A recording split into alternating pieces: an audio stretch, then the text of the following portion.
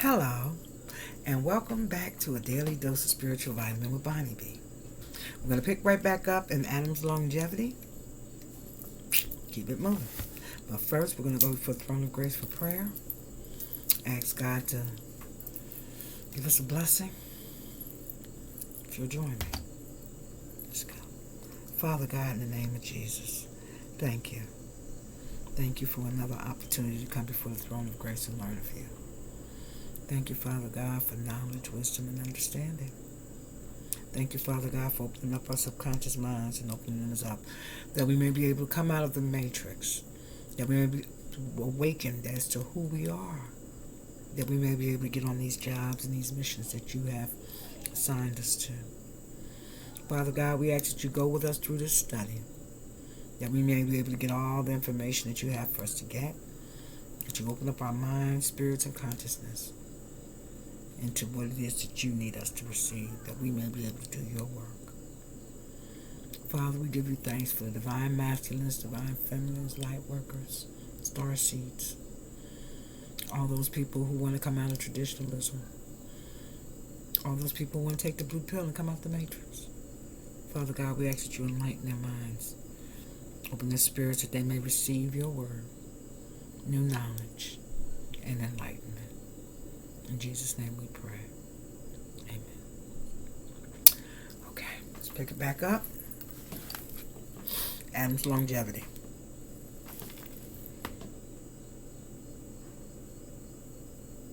As a writer of Genesis, Moses was learned in all wisdom of the Egyptians. Acts 7:22.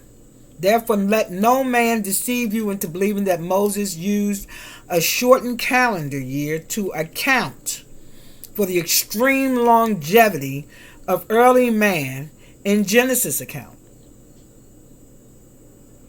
For Moses wrote Genesis after he was schooled in Africa. And all the wisdom of the Egyptians who invented the 365-day calendar year, Julius Caesar adopted in the North Africans' 365-day year, and to this day it has been renamed the Julian calendar date. Well, we also know that Enoch from God had already decided 365. We found that out with the weathers and the winters and the seasons and the way the sun and the moon rotate and the portals. God had already planned for 365 days. Enoch tells you that.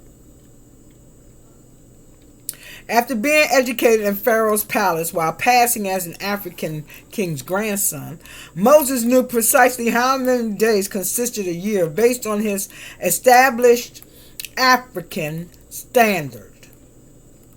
Adam died at the ripe old age of 930 years. When challenged that God was incorrect in telling this red man that in the day he ate the forbidden fruit, he would surely die, many theologians shift this argument to a theologian plane by stating Adam died spiritually. Nevertheless, what saith the scripture? Galatians 4:30 says, God kept his word, for this red man named Adam died physically the same day he ate the fruit. But we must reconcile with God's accounting methods, one which states, Beloved, be not ignorant of this one thing, that one day with the Lord is as 1,000 years. 2 Peter 3:8. One day with the Lord is like 1,000 years. That would mean it took 7,000 years in God's time to renovate earth.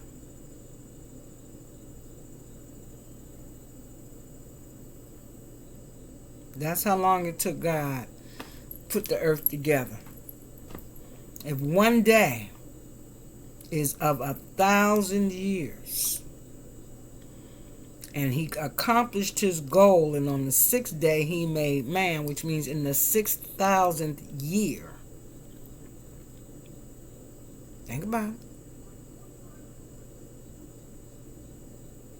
He created man. Year 6,000. In other words, God kept his word, for Adam died physically as well as spiritually before he spent one day with the Lord. Using Peter's equation, one day with the Lord equals what? 1,000 years? Adam lived to be 930 years, leaving 70 years of our average lifespan per Psalms 90 and 10. The 90th Psalm, verse 10. This intelligent red man could not keep the only commandment in the universe given him, and as a result he was cursed with death sentence. Dust thou art, and dust thou shalt return. But that's the same thing where God was saying that he would return man back to that from whence he came, and he would lose nothing. For the soil will go back to the soil, the grass will go back to the grass. The only thing that would survive it all was the breath of life and wind that God blew in him, and God said he would retrieve that.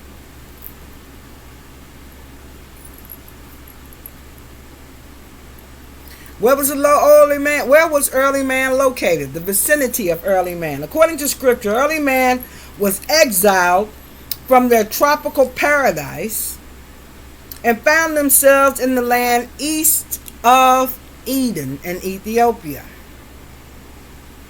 That's in Genesis 2, verses 10 and 13.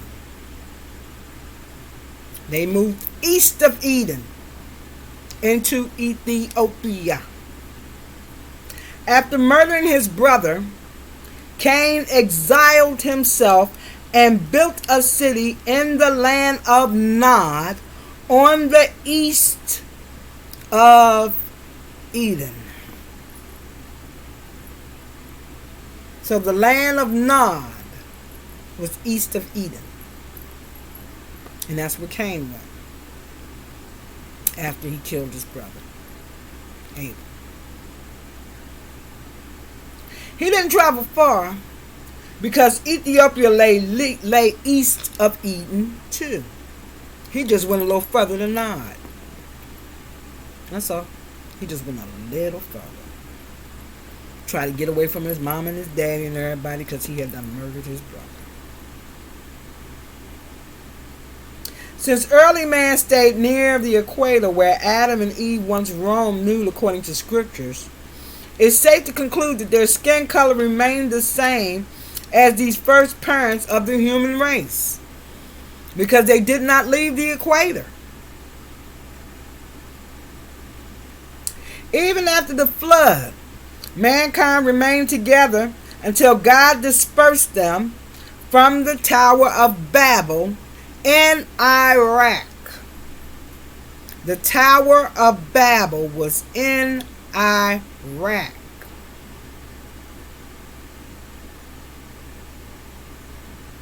Then changes in skin color began to be reported in scripture because when they all left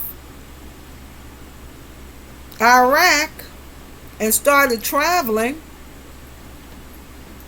the pigmentation would have changed because as the tribe of Japheth headed toward the Europeans, they headed away from the equator. Lost that pigmentation. That's how come you got some Caucasian people who tan kind of brown. You got some Caucasian people who turn the color of Esau or the Edomite, which is red. And you got some Caucasians,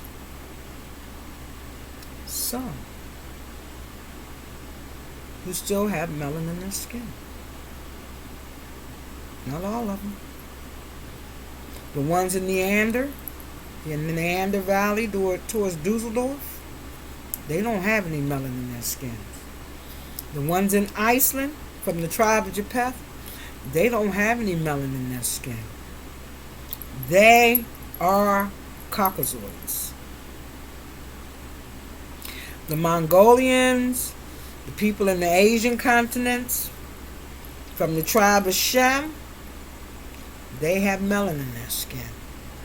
Chinese people have melanin. Puerto Rican people have melanin. Aborigines, you know they got melanin. They was the first originals. Mongoloids. There are a lot of races, Pakistanis, Iranians, all of them come out of the tribe of Shem. And the tribe of Shem is the tribe of the Semitic people, or the Jewish people that we know today. The African race, all Negroids, all Africans, all people of dark color, black, come from the tribe of Ham. We will get into that. We will definitely get into that. So let's continue.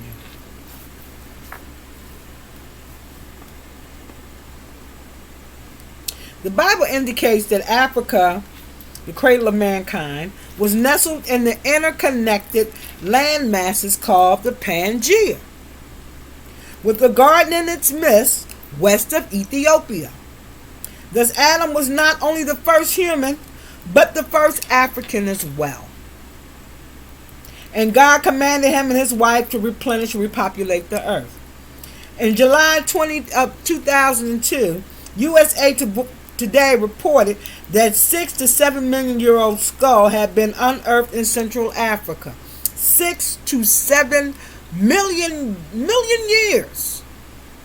They unearthed the skull in Africa.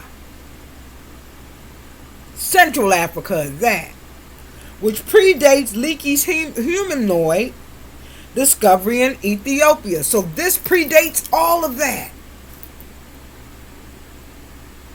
This is now reputed to be the oldest humanoid-like discovery ever identified, predating Adam by millions of years. Predating Adam. Therefore, the red man named Adam had to replenish, repopulate Earth, because Adam's existence until today was approximately 6,000 years had passed. Because one day is but a year. One day is 1,000 years.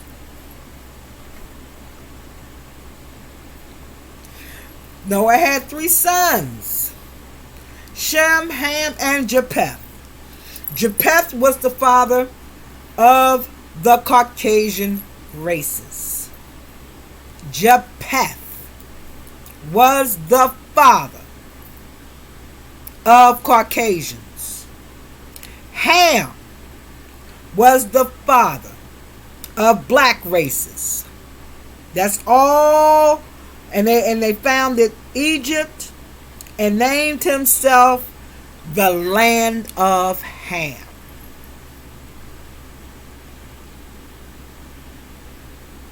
Shem was the father of the Shemitic. Shemitic. When you drop the H, you get Semitic people. Jewish. And Mongoloid races. God saw the wickedness of man was great in the earth, and that every imagination of his thoughts and his hearts were evil continually. And he repented the Lord that he had to make man on earth. And it grieved him at his heart. And the Lord said, I will destroy man whom I have created from the face of the earth. Broke his heart to have to kill man off. Both man and beast and all the creeping things and fowls of the air. For it repenteth me that I have made them. He felt bad that he even made them. But Noah found grace in the eyes of the Lord.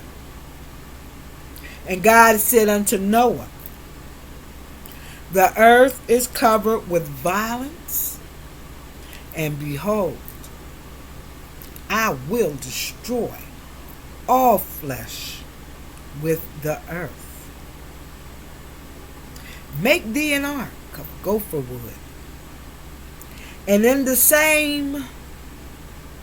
self same day entered Noah and Shem and Ham and Japheth. They were the sons of Noah. And Noah's wife and the 3 wives of his sons with them, all in the ark. You find this in Genesis chapter 6, verse 5 through 7 and 1 through 13. Noah's 3 sons, Shem, Ham, and Japheth, and their wives, contain the total gene pool of the human race of the post-flood world.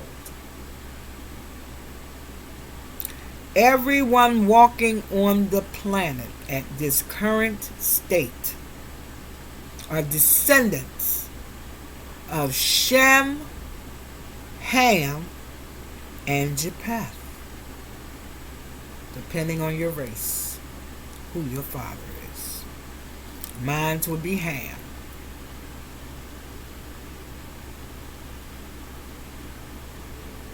I am a descendant of Ham.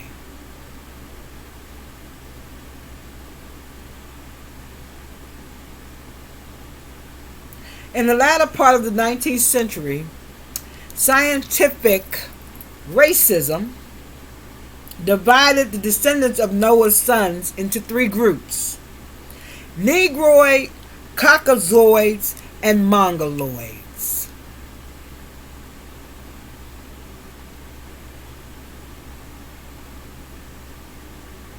Noah's youngest son, Shem, and his wife were founding couple of the Semitic people categorized as Mongoloids.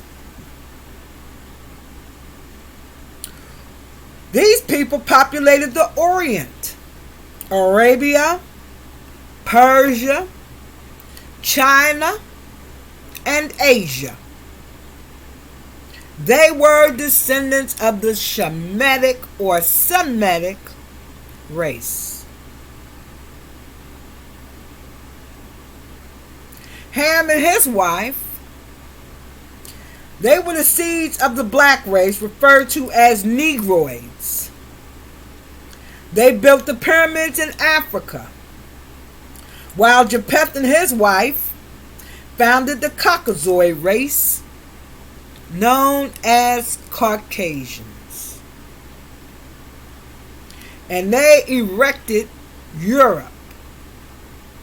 These Americas were erected by the son Japheth. All other races sprang from mixing and mingling of these 3 races. That's where everybody else came from.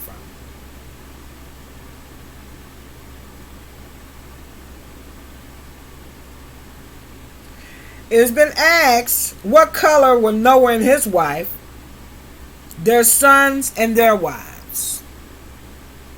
The answer lies in the book of Genesis. After God placed Adam and Eve in the garden in the west of Ethiopia, the scripture states they were both naked, and man and his wife were not ashamed. That's in Genesis 2:25. In order for them to survive in the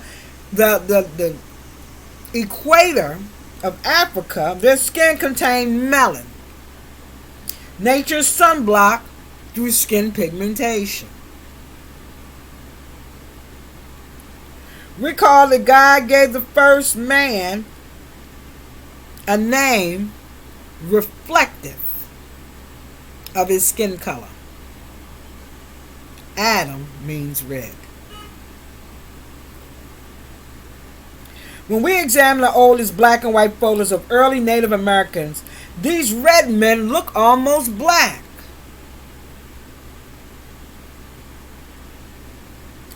The first chapter in Genesis affirms again and again that everything is produced after its own kind. Therefore, we conclude that Adam's offspring before the flood, including Noah and his 3 sons, bore his red skin color.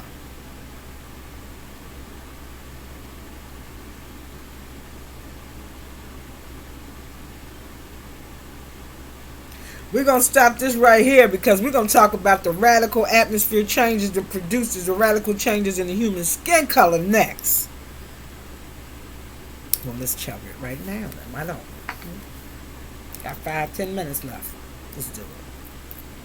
The atmospheric condition of the red antediluvian or pre-flood people differed considerably from those after Genesis' great flood. Before the flood, it had never rained. For the Lord God had not caused it to rain upon the earth, but there went up a mist from the earth that watered the whole face of the ground. Remember, in the Pangea. No such underground sprinkler system ever existed after the flood. 10 days were done.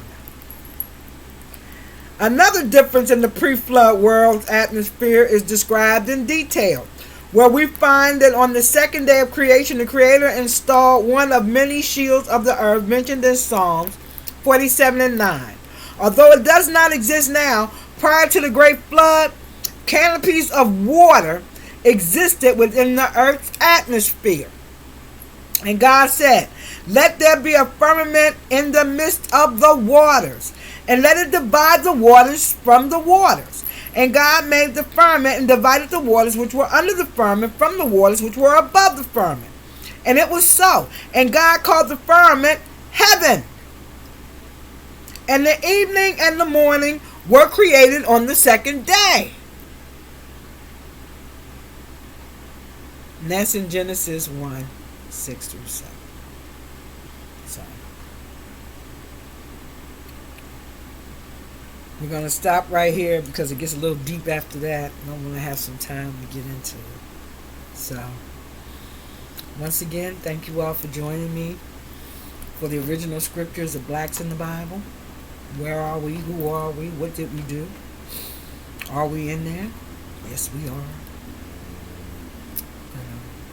Trying to give you an overall education on who you are.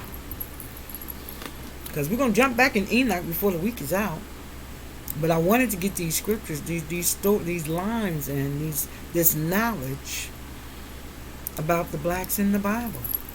And the fact that you are in there. You are of color. You are in here.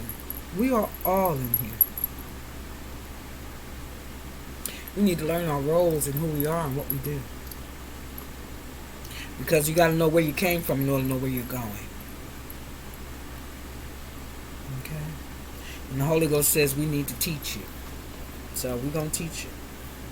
And in that way, as you go through your life and you make your decisions and you do your boo, you can make some informed decisions so that when it's time for you to stand before the throne of grace, you're not standing there ignorant.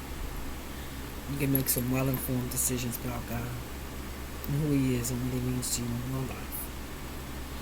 Because He wants all of us to be saved. He doesn't want any of us in hell.